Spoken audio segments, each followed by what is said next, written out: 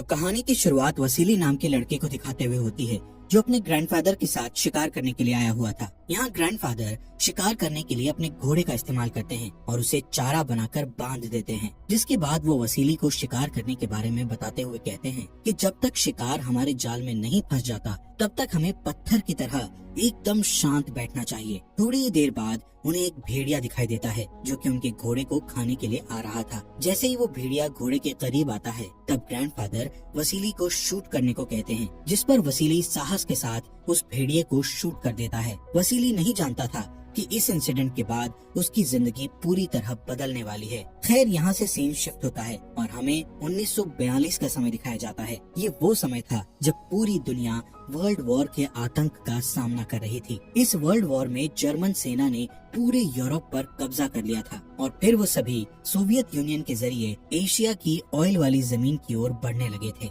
लेकिन उन्हें रोकने के लिए रशिया की रेड आर्मी स्टेलिनग्राड नाम के शहर पर तैनात हो जाती है और जर्मन सेना को आगे बढ़ने से रोकने लगती है। पर जर्मन सेना इस शहर पर हमला करके काफी रशियन सैनिकों को मार देती है। इसलिए रेड आर्मी की मदद करने के लिए एक बैकअप फोर्स भेजी जाती है। तभी हम उस बैकअप फोर्स को एक ट्रेन में देखते हैं जिसमें वसीली भी होता है, जो कि अब एक अच्छा स्नाइपर बन चुका था। रशियन सेना स्टेलिनग्राड शहर के आम लोगों को बाहर निकालकर शहर खाली करवा रही थी ताकि ज्यादा से ज्यादा रशियन सैनिकों को इस शहर में रोका जा सके। इसके बाद रशिया की बैकअप फोर्स स्टेलिनग्राड पहुंच जाती है। यहाँ से उन्हें एक बोट पर ले जाया जाता है। असल में रेड आर्मी उन्हें बोट से फ्रंट लाइन पर ले जा रही थी जहाँ पर युद्ध चल रहा था। जब बैकअप फोर्स युद्ध के मैदान को देखती है तो उन्हें समझ आ जाता है कि जर्मन सेना ने उन पर पूरी तरह से काबू पा लिया है और उन्हें यहाँ एक सुसाइडल मिशन पर भेजा जा रहा है। इसलिए कुछ सैनिक बोट से भागने की कोशिश करते हैं, जिन्हें भागते हुए देखकर उनके साथी उन्हें शूट करके मार डालते हैं। इस बात का फायदा उठाते हुए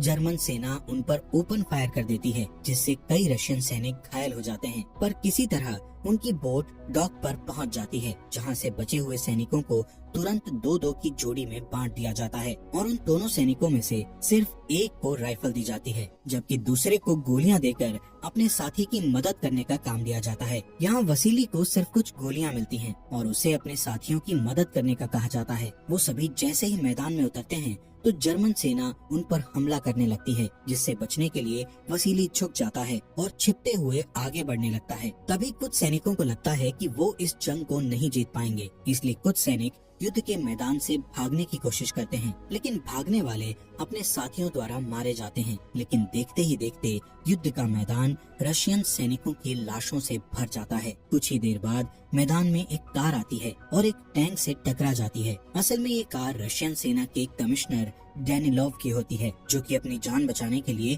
उस कार से कूद जाता है। यहाँ चारों तरफ उसके दुश्मन मौजूद थे, इसलिए वो मरने का नाटक करता है और खुद को लाशों के बीच छिपा लेता है। इसके बाद वहाँ जर्मन आते हैं और बचे हुए लोगों को मारने के लिए लाशों पर अंधाधुंध गोलियां चलाने लगते हैं। तब डैनिलोव अपनी सांस रोक लेता है और किसी तरह अपने दुश्मनों से बच जाता है। जैसे ही जर्मन उससे थोड़ा दूर जाते हैं तब डैनिलोव अपने मरे हुए सैनिकों की राइफल उठा लेता है और जर्मन सैनिकों पर निशाना लगाने लगता है। दूसरी तरफ हम वसीली को देखते हैं, जो कि डैनिलोव की तरह मरने का नाटक कर रहा होता है और जब उसे अपने पास की राइफल के गायब होने का एहसास होता है तो वो डैनिलोव के करीब आता है। यहाँ डैनिलोव देखता है कि राइफल में गोलियां नहीं है। तब वसीली कमिश्नर को अपने हिस्से की गोलियां सौंप देता है और उसे बताता है कि जब यहाँ कोई ब्लास्ट होगा तभी तुम्हें गोलियां चलानी होगी, जिससे वो लोग हमारी लोकेशन का पता नहीं लगा सकेंगे। अब क्योंकि डैनिलोव के पास राइफल चलाने की स्किल्स नहीं थी, इसलिए वो उस राइफल को वसीली के हाथ में सौंप देता है। इसके बाद वहाँ एक और कार आती है, जिससे ब्लास्ट शुरू हो जाता है।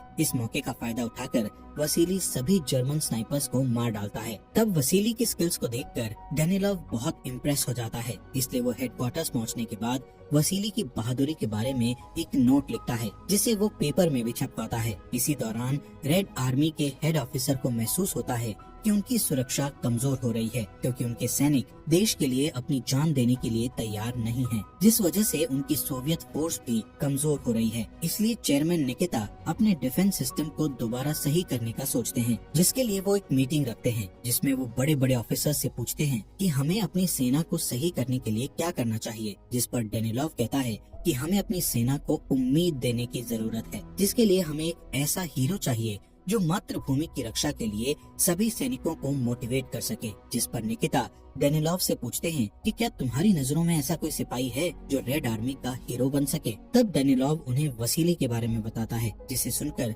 निकिता बहुत इम्प्रेस हो जाता है और उसकी स्टोरी को सभी न्यूज़पेपर्स में छापने को कहता है। जिसके बाद वसीली की स्किल को देखते हुए उसे स्नाइपर डिवीजन में ट्रांसफर कर दिया जाता है। साथ ही उसकी कहानी पूरे देश में फैल जाती है, जिससे वो काफी फेमस हो जाता है। तब उसे रशियन सेना का आइकन मान लिया जाता है और जब भी कोई लड़का सेना में भर्ती होता है तो वो वसीली की तरह बनने का सपना देखने लगता है। इसी तरह समय बीतता जाता है और वसीली धीरे धीरे जर्मन्स को मारने लगता है, जिससे जर्मन्स युद्ध हारने लगते हैं। इसलिए वो वसीली को मारने के लिए मेजर कॉनिक को बुलाते हैं, जो कि जर्मन सेना का फेमस स्नाइपर होता है। दूसरी ओर हम वसीली को एक मिशन पर देखते हैं, जहां उसकी मुलाकात साचा नाम के एक लड़के से होती है। साचा वसीली को बताता है कि वो उसका बहुत बड़ा फैन है और उसी की तरह बनना चाहता है। साथ ही वो वसीली को अपने घर पर इनवाइट करता है, जिसके लिए वसीली मान जाता है और उसके घर चला जाता है, जहां उसकी मुलाकात साचा की माँ मिसेस फिलिपोव से होती है। तभी वहाँ डेनिलोव आ जाता है, जो वसीली को उसके फैंस के लेटर देते हुए कहता है कि तुम्हें अपने फैंस को जवाब देना चाहिए। इसलिए वसीली अपने फैंस को जवाब देने के लिए लेटर्स लिखने लगता है। कुछ देर के बाद वहाँ तानिया नाम की लड़की आती है, जो कि एक सैनिक है और मिसेस फिलिपोव उसके लिए एक फैमिली की तरह है। यहाँ वसीली तानिया को बताता है कि मैंने स्टेलिनग्राड जाते समय तुम्हें ट्रेन में देखा था, जिस पर तानिया कहती है कि मैंने तुम्हें पहले कहीं नहीं देखा, लेकिन पेपर में तुम्हारी न्यूज पढ़ी है, इसीलिए मैं तुम्हें पहचानती हूँ। यहाँ डेनिलोव और वसीली दोनों को ही तानिया बहुत पसंद आती है और वो उसमें इंटरेस्ट लेने लगते हैं। तभी डेनिलोव को पता चलता है कि तानिया को जर्मन भाषा आती है, इसीलिए वो उसे हेडक्वार्टर में जॉब दे देता है ताकि वो जर्मन कोड को समझ सके और उनकी मदद कर सके। लेकिन तानिया इस काम को करना नहीं चाहती थी। तब डेनिलोव उसे बताते हैं कि तुम ये जॉब करके बहुत सारे सैनिकों की जान बचा सकती हो, इसीलिए तानिया उसकी बात मान जाती है। अगले दिन वसीली को पुरानी डिपार्टमेंट स्टोर में तैनात किया जाता है, क्योंकि वहाँ एक जर्मन स्नाइपर उनकी सेना के लिए परेशानी खड़ी कर रहा था। जब वसीली वहाँ पहुँचता है तो उसे खिड़की के पास एक शैडो दिखाई देती है। तब वो उस पर शूट करके उस स्नाइपर को मार डालता है। यहाँ एक बार फिर वसीली की स्किल्स देखकर उसके साथी इम्प्रेस हो जाते हैं। इसके बाद वसीली अपने एक साथी के साथ उस मरे हुए स्नाइपर का टैग लेने के लिए जाता है और अपने दूसरे सैनिक से उन्हें कवर करने को कहता है। तभी अचानक से एक जर्मन स्नाइपर वसीली के दूसरे सैनिक को शूट करके मार डालता है, जिससे वसीली समझ जाता है कि उसने जिस शैडो पर गोली चलाई थी वो कोई स्नाइपर नहीं था, बल्कि जर्मन स्नाइपर ने उन्हें अपने जाल में फंसाने के लिए एक चाल चली थी। असल में ये जर्मन स्नाइपर कॉनिक था, जिसे अभी अभी वसीली को मारने के लिए लाया गया था। इसी बीच जर्मन सेना के प्लेन बिल्डिंग्स पर बॉम्ब गिराने लगते हैं, जिससे वसीली का साथी बहुत डर जाता है और वहाँ से भागने का सोचता है। तब वसीली उसे शांत करने की कोशिश करता है, लेकिन वो उसकी बात नहीं सुनता और वहाँ से भाग जाता है, जिससे कॉनिक उसे देख लेता है और गोली मारकर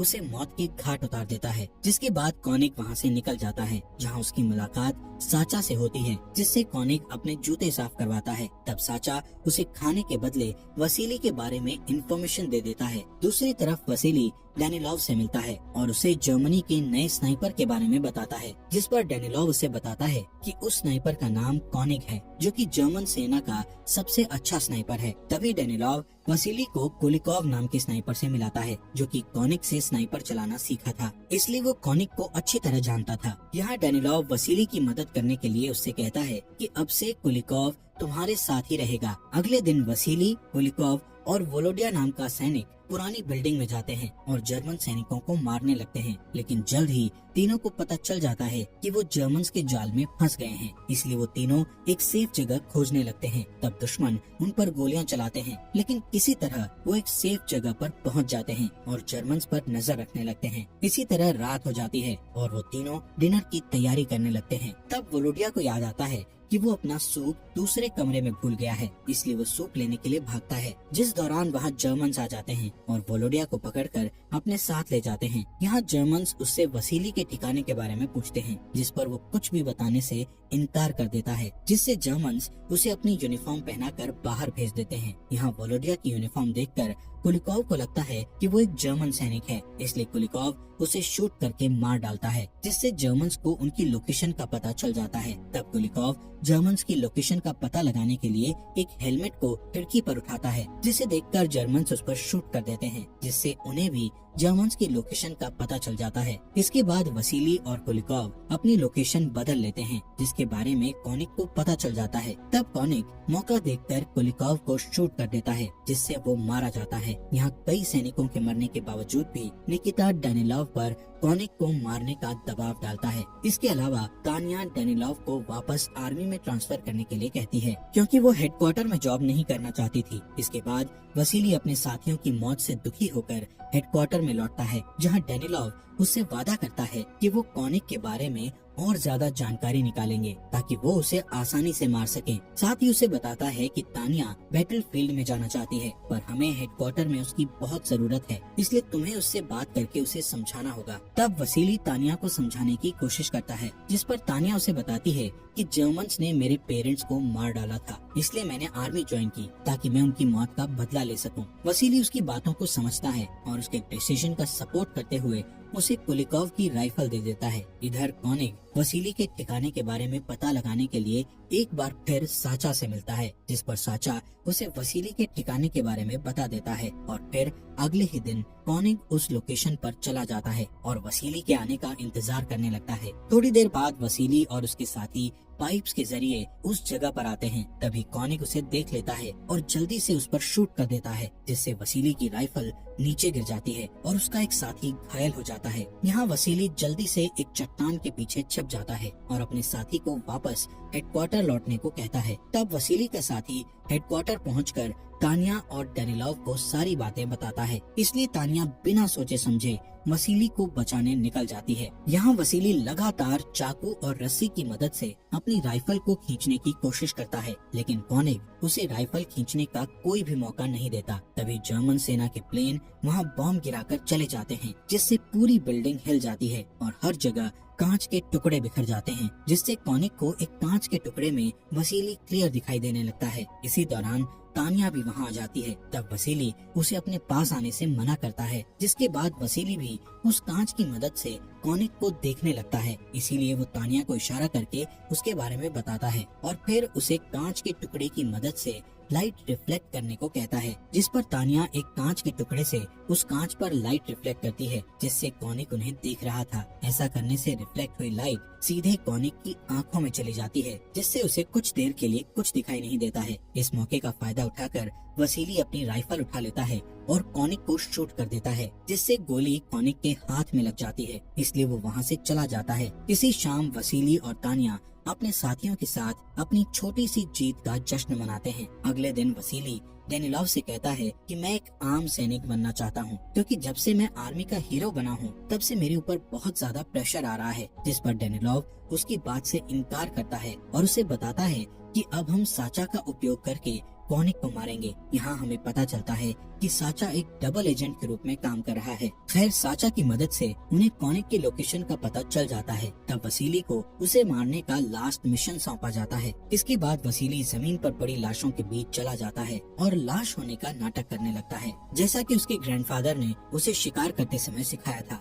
ठीक वैसे ही वो कॉनिक को मारने के लिए छिपकर उसका इंतजार करता है और अपने बचपन का वो दिन याद करता है जिस दिन वो अपने ग्रैंडफादर के साथ शिकार करने के लिए गया था। लेकिन कई घंटों तक कॉनिक वहाँ नहीं आता और इंतजार करते करते वसीली की आंख लग जाती है। तब एक जर्मन सैनिक वहाँ आता है, जो कि वसीली का स्नाइपर लॉग उठाकर अपने साथ ले जाता है। फिर वो सैनिक अपने कमांडर को वो स्नाइपर लॉग दिखाता है, जिससे उन्हें लगता है कि वसीली मर चुका है। इसलिए वो कॉनिक को वापस घर जाने को कहते हैं, लेकिन कॉनिक को 100% यकीन था कि वसीली अभी जिंदा है। इधर जर्मन हेडक्वार्टर लाउडस्पीकर के माध्यम से वसीली की मौत की अनाउंसमेंट करता है, जिससे सभी सैनिक बहुत खुश हो जाते हैं। इस बीच कॉनिक वसीली को पकड़ने के लिए साचा को अपनी अगली लोकेशन के बारे में बताता है, क्योंकि वो जानता था कि साचा एक डबल एजेंट है, इसलिए वो रशियंस को उसकी लोकेशन के बारे में जरूर बताएगा। खैर वसीली जब काफी समय तक हेडक्वार्टर में नहीं आता है तो डेनिलोव को भी विश्वास हो जाता है कि वसीली मर चुका है, इसलिए वो पेपर में उसकी मौत के बारे में लिखना शुरू कर देता है। लेकिन तभी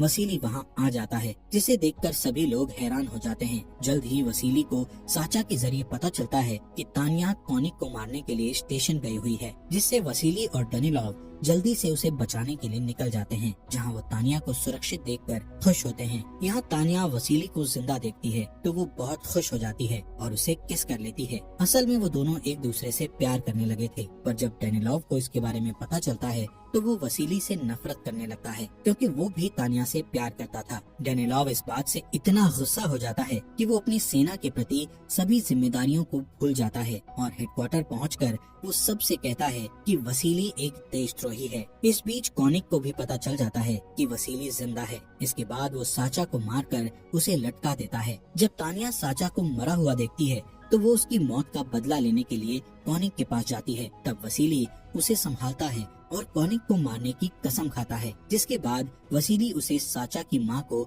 यहाँ से बाहर निकालने को कहता है। यहाँ डेनिलोव और तानिया मिसेस फिलिपोव को साचा के बारे में बताकर दुख पहुंचाना नहीं चाहते थे, इसलिए वो उसे झूठ बोलते हैं कि साचा जर्मन सेना में शामिल हो गया है, जिस पर मिसेस फिलिपोव भगवान से प्रार्थना करती है कि उसका बेटा हमेशा सुरक्षित रहे। यहाँ से मिसेस फिलिपोव को बाहर निकालने के लिए एक बोट पर ले जाया जाता है। तभी अचानक से एक बॉम्ब फट जाता है, जिससे तानिया घायल होकर बेहोश हो जाती है। तब डॉक्टर बताता है कि अब उसके बचने की कोई उम्मीद नहीं है, इसलिए वो उसे वहीं छोड़कर जाने का फैसला करते हैं, जिस पर मिसेस फिलिपोव रोने लगती है और सेना से कहती है कि तानिया मेरी बेटी है और मैं इसके बिना कहीं नहीं जाऊंगी। इसलिए वो तानिया को अपने साथ ले जाने के लिए मान जाते हैं। दूसरी तरफ डेनिलोव वसीली के पास जाता है और उसे तानिया की मौत की खबर देता है। साथ ही वो खुद को तानिया की मौत का जिम्मेदार समझता है, जिस वजह से उसे बहुत गंदा महसूस होता है और वो खुद को मारना चाहता है। इसलिए वो कॉनिक के सामने आ जाता है। तब कॉनिक उसे शूट करके मार डालता है।